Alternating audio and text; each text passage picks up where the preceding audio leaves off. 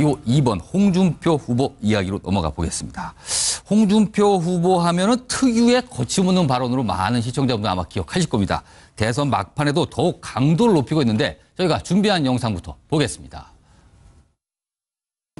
정권을 교체하겠다는 것이 아니라 나라를 교체하겠다는 것입니다. 이 나라 대한민국을 북한에 갖다 바치겠다는 겁니다. 김정의 같은 어린애 그 꽉 쥐고 숨통을 쥐어놔야 돼.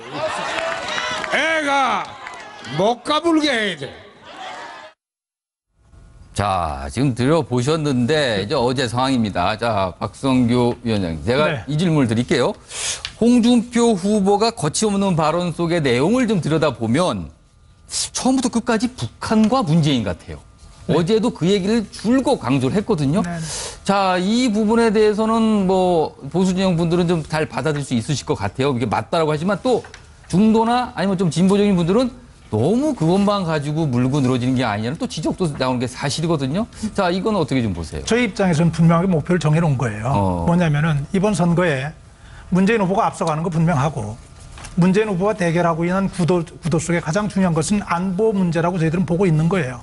사실은 선거뿐만이 아니고 대한민국의 미래를 결정하는 가장 중요한 요인이 안보라고 믿고 있는 것이고요. 조금 전에 박수현 대변인 얘기하면서 이제 적폐 얘기, 사람의 문제가 아니라고 얘기를 하셨지만은 사람의 얘기나 구조의 문제로 이렇게 좀 특정할 수 있는 것 아니라 그랬지만 사실은 문재인 후보가 얘기하고 있는 적폐의 가장 중요한 문제는 뭐냐면은 본인은 빠지고 본인 아닌 나머지들에 대해서는 다 문제를 제기한다는 거예요. 본인 주변과 나 아닌 다른 주변, 본인 주변은 선이고 나머지는 악이다 이렇게 보고 있는 거거든요. 북한 문제도 이제 마찬가지인데 그렇습니다. 문재인 후보가 얘기하는 대로 북한을 껴안는 방법을 통해서 북한의 변화를 유도하자. 반대할 사람 없습니다. 저 햇볕 정책 찬성론자입니다.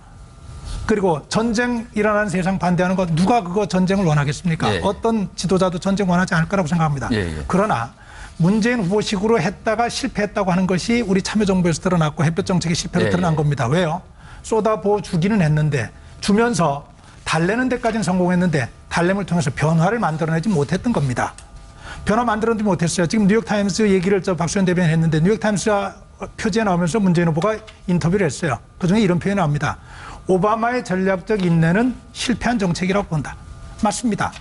전략적으로 북한을 인내하고 북한의 변화를 유도하는 협상을 통한 변화 전략은 실패한 걸로 문재인 후보도 보는 거예요. 햇볕 정책도 명백히 실패한 정책이라는 것은 이미 판명이 난 거예요.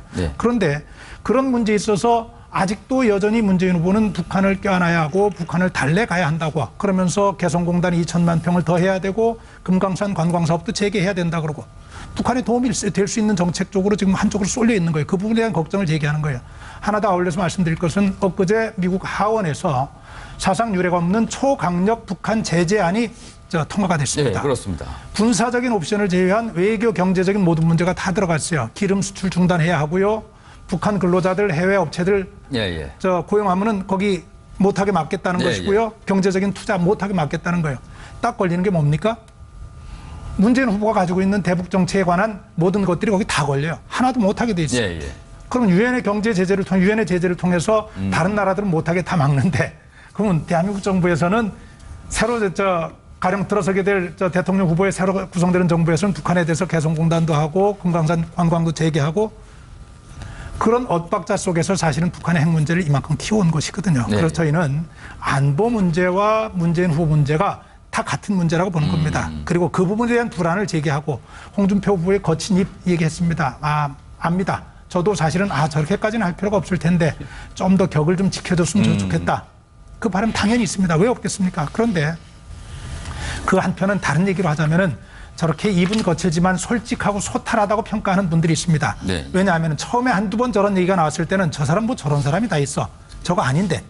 이럴 수 있는데 그런 모습을 통해서 과거도 고백하고 또 거기서 사실은 좀 인간적으로 얘기하기 어려운 큰 정치 지도자로서 얘기하기 어려운 인간적인 약점도 그냥 스스로 고백하고 하는 모습을 보면서 저 양반 참 솔직하고 소탈한 모습이 있구나. 적어도 정직하지 않은 사람은 아니구나. 뭐 이런 평가가 있는 걸로 볼 때 저는 저 부분은 개인의 독특한 스타일로 좀 이해를 좀 해주셔도 되는 것 아닌가 그런 희망을 좀 갖습니다. 알겠습니다. 지금 소탈하다는 걸로 이제 마무리 평가를 해주셨는데 제가 이 나머지 네 분이 홍준표 후보 진영에 공격할 수 있는 주제를 하나 던지겠습니다. 그거에 대해서 네 분 말씀해 주시고 마지막에 박성규 위원장께서 해명을 해 주시면 되겠습니다. 자, 최근 일입니다. 바른정당 탈당파 12명에 대한 받아주겠다. 그러니까 복당을 해주겠다는 부분에 대해서 지시를 내렸고요. 동시에 당원권이 정지된 친박 의원들에 대해서 당원권 정지를 해제하겠다고 지시했습니다. 자, 이걸 가지고 정치권에서는 이렇다면 도로 친박당 되는 거 아니냐. 그리고 혹시 홍준표 대선 후보가 대선 이후에 혹시 당권에 대한 관심이 지대하기 때문에 이런 액션을 취하는 게 아닌가라는 분석과 기사가 쏟아지고 있습니다. 자, 이 부분에 대한 제가 주제를 던졌는데 먼저 어떤 분부터 이 말씀 좀 하실까요? 제가 먼저 박수현 대변인께서 먼저 얘기 좀 해주시죠. 우리 박성규 대변인께서 홍준표 후보에 대한 해명은 짧게 2줄 하시고 문재인 후보에 대한 공격을 한 8줄 하고 넘어가셨어요. 역시 노련하십니다. 그런데 어쨌든 그렇습니다. 홍준표 후보님, 뭐 제가 들어도 재미있어요. 서민의 언어죠. 그러나 분명한 것은 서민의 언어, 솔직 이런 용어로 국가 지도자의 품격을 평가하기에는 굉장히 무리가 있다. 이건 분명한 사실인 것 같습니다. 그리고 서민의 언어에도 솔직한 언어에도 품격과 품위가 있습니다. 최소한의. 그렇기 때문에 그런 해명은 자칫 우리 서민과 정말 대다수 국민들에게는 품격이 없다는 말로 등치될 수 있다. 그렇게 저는 들릴 수밖에 없습니다. 그래서 더구나 그런 말의 형식도 품위가 없지만 말의 내용도 그렇습니다. 문재인이 집권하면 북한에 나라를 갖다 바칠 것이다. 아니 도대체 이런 막말이 어디 있습니까? 응? 이게 대통령 선거에 나오신 사람이 할 말입니까? 이거처럼 그리고 입만 여시면 친북좌파 차마 요즘에는 좀 혼날까봐 종북좌파라는 말씀 못 쓰시고 애들로 친북좌파라고 하시는데 이제 그럼 그만하시죠. 그리고 자 안보 말씀하시는데 자 지금 북한 핵 위기입니다. 그러면 지난 민주정부 시기 김대중 노무현 정부 시기에서 어떤 퍼졌다라고 하는 것이 종잣돈이 됐다라고 한다면 자 100번 인정한다 하더라도 그럼 지난 이명박 박근혜 정부 보수정부 10년 가까이 집권한 시기에 왜 그걸 막지 못했습니까? 그리고 분명히 대북 송금액 이것은 저희가 하도 이야기를 하니까 요구를 했어요. 국정감사 때. 근데 자료를 잘 안 줘요. 그런데 그 지금 새누리당 자유한국당 때 복당하시는 윤상현 의원이 통일부에 자료를 요구하니까 자료 준 게 어떤 것이냐면 김영삼 정부 때 대북 송금한 것이 4조 6천억입니다. 그리고 노무현 정부 때 한 것이 1조 6천억이에요. 김대중 때 1조 6천억, 노무현 정부 때 1조 9천억, 그리고 이명박 정부 더 늘었습니다. 자, 이런 것들을 가지고 명백한 사실이 있는데 자꾸 그런 어떤 프레임을 짜서 민주정부는 북한에 덮어씌웠고 그것이 북핵 위기를 몰고 갔고 그것이 안보관에 문제가 있다. 사실 이제 좀 안보관, 색깔론, 그리고 지역감정 이런 거 가지고 대선 치르려고 하는 생각 버려야 됩니다. 지금 어떤 도로친박당 국민과 대한민국을 이렇게 아프게 해놓고 국정농단을 일으켜놓고 아무 일도 없이 용서하겠다. 용서는 국민이 하는 것이지 자기들 셀프 용서합니까? 어쨌든 이런 것들은 제가 비판하기 전에 국민께서 강하게 이번 선거에서 판단하실 것이다라고 국민의 판단을 믿고 저는 여기까지 논평하겠습니다. 알겠습니다. 셀프 용서 그리고 그만 좀 해라 이 말씀으로 요약될 것 같습니다. 자, 송금주 대변인께서는 어떻게 생각하세요? 네네. 뭐 지금 자유한국당 또 민주당 이렇게 설전이 오가셨는데요. 일단 사회자께서 질문하신 부분 답변 드리겠습니다. 저는 이 홍준표 후보와 자유한국당의 최근 행태를 보면 이해할 수가 없습니다. 이분들이 정말 이 대선에서 승리를 목적으로 하신 것인가 아니면은 이 대선 전국에서는 안보니 또 거친 막말을 통해서 그 존재감을 부각시키고 대선 이후에 당권 경쟁을 보시는 것인가. 그러니까 친박과 홍준표 후보 사이에 그런 대립인가. 사실 이번 대선을 여기까지 오게 한 가장 큰 원인이 된 것은 친박 패권 세력입니다. 박근혜 전 대통령의 탄핵입니다. 그런데 대선 본투표를 얼마 앞두고 바른정당 탈당파를 복당시키는 것도 그렇지만 친박에 대한 그 제재를 다 해제시켜 버렸거든요. 공개적으로 이제 자유한국당은 도로 새누리당, 박근혜 당이다. 또 홍준표 후보는 박근혜 전 대통령을 승계한다는 것을 선포한 셈입니다. 이렇게 해서 어떻게 투표에서 국민들의 지지를 얻을 수 있습니까? 대선 승리를 할 수 있습니까? 근데 그걸 공공연히 이렇게 선포를 했습니다. 그래서 제가 우려하는 부분은 이분들이 진짜 대선 승리가 목적이 아니고 대선 이후에 당권에 목적이 있는 것인가. 결국 이 미래에 대한 새로운 대한민국의 지도자를 뽑는 이 선거에서는 문재인과 안철수 양자 대결이라고 봐야 되는 것인가 이런 질문을 던지게 됩니다. 알겠습니다. 자, 한창진 대변인께서는 어떻게 보셨어요? 박수현 대변인께서 잘 정리해 주신 것 같고요. 거기서 저기서 하나 덧붙이고 싶은 것은 네. 정말 햇볕 정책을 실패한 정책이라고 규정하는 거 굉장히 유감입니다. 오히려 그것을 제대로 이어가고 계승하지 못하고 단절시켰기 때문에 오히려 역작용으로 이런 결과가 나온다는 이러한 생각을 좀 하셨으면 좋겠다. 그러니까 봄이 오고 있는데 거기에다 얼음을 계속 떨어뜨려가지고 싹을 나지 못하게 하는 이러한 것을 누가 했느냐. 오히려 이명박 박근혜 정권에서 그 화해와 협력 정책을 더 발전시켰으면은 지금과 같은 핵 개발이나 이런 것이 다른 식으로 전개됐을지도 모른다. 이렇게 사고의 전환이 필요하다. 그래야지 그런 토대로 안보관을 이야기할 때 그 안보관이 정치적으로 악용하려는 안보관이 아니고 정말 국민들의 안전과 평화를 위한 거다. 이렇게 국민들이 생각할 거다. 저는 이렇게 생각을 하고요. 다시 또 하나 말씀드리고 싶은 것은 지금 복당 절차를 밟는 이러한 것들이 저는 이 헌정유린 사태에 대해서 조금이라도 부끄러움과 반성의 마음이 있다고 하면은 이번 대선만큼은 우리가 대선 후보를 내지 않겠다. 이렇게 해도 부족할 판에 오히려 가장 부끄러운 후보를 냈어요. 그리고 그 후보가 사실은 경상남도에서는 또 다른 적폐 후보이기도 합니다. 이런 부분에 대해서 다시 그 부분에 대해서 반성하고 사과하는 국민들의 어떤 실망을 보여준 것을 어떻게 바꾸기보다는 오히려 그 부끄러운 후보가 다시 한번 적폐를 다시 당으로 끌고 오는 거다. 그래서 이 새누리당 사태를 보게 되면은 저는 국민들이 박근혜 정부의 이러한 혼란상을 보고 정말로 우리 어머님 아버님들 그다음에 내 보수를 자랑스럽게 생각하는 분들을 부끄럽게 만들어 놓고 다시 한번 또다시 부끄럽게 만드는 건 아닌가. 그러면은 진정한 보수로 태어난다는 것은 말장일 수밖에 없다.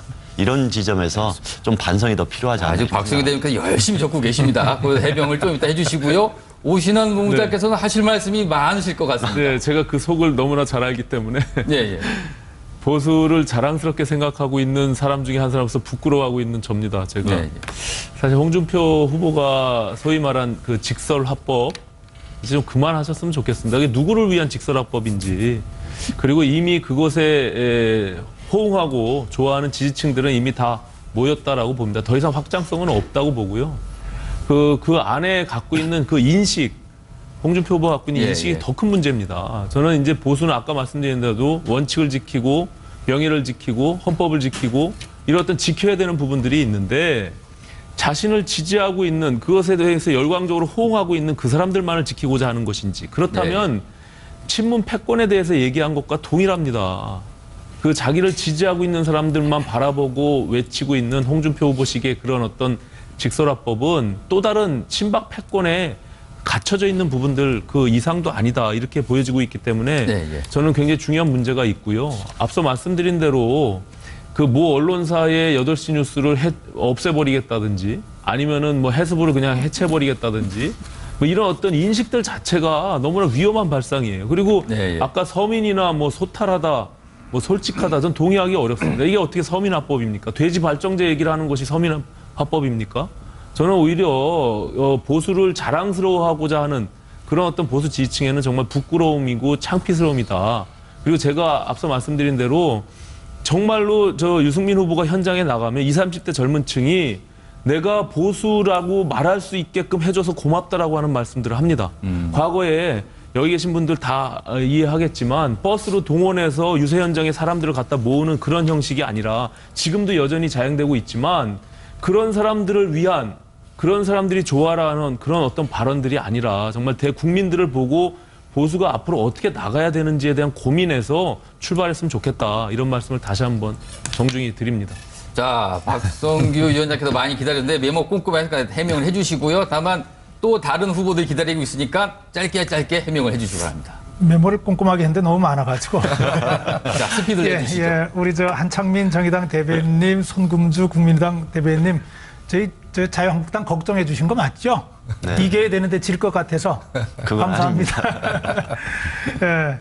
그렇습니다. 우리 블랙리스트 사건으로 지금 전직 청와대 비서실장, 문화부 장관, 정무수석 들어가 있습니다. 그죠? 왜 그렇죠? 대한민국에서 가지고 있는 국민들이 판단해야 할, 국민들에게 내놓고 본인이 판단할 수 있도록 한 문제를 자기들이 판단하고 자기들이 규정하고 간섭하려고 했기 때문에 들어간 거예요. 우리가 자기들 기준으로 이 사람 된다 안 된다 해서 지원하고 지원하지 않고 그거 안 된다는 거거든요. 이제 자유한국당의 대통령 후보로 나섰고 지금 활동하고 있는 분이에요. 그리고 많은 분들이 지금 처음과 달리 그분에게 집중적으로 지금 또 몰리고 지지 세력도 늘고 있는 것이 현실이에요. 그건 국민들이 너무 잘 알겠죠. 지금 여러분들이 걱정하신 것보다도 홍준표 후보가 가지고 있는 그 말의 문제나 또 무슨 지금 입에 담기 민망한 여러 가지 얘기도 해주셨는데 그런 것들, 그럼에도 불구하고 가는 겁니다. 그럼에도 불구하고 상대 후보로서 대통령 후보로서 인정을 해주시고 존중을 해주고 가셔야 되는 것 아닌가 싶어요. 그것 아니라 그러면은 이것도 적폐죠. 상대를 인정하지 않는다 그러면. 두 번째로 박수현 대변인 통일부 자료 말씀 주셨는데 통일부 자료가 통일부가 그 자료에 내놓고 그 직후에 다른 자료를 또 내놨습니다. 그것도 봤습니다.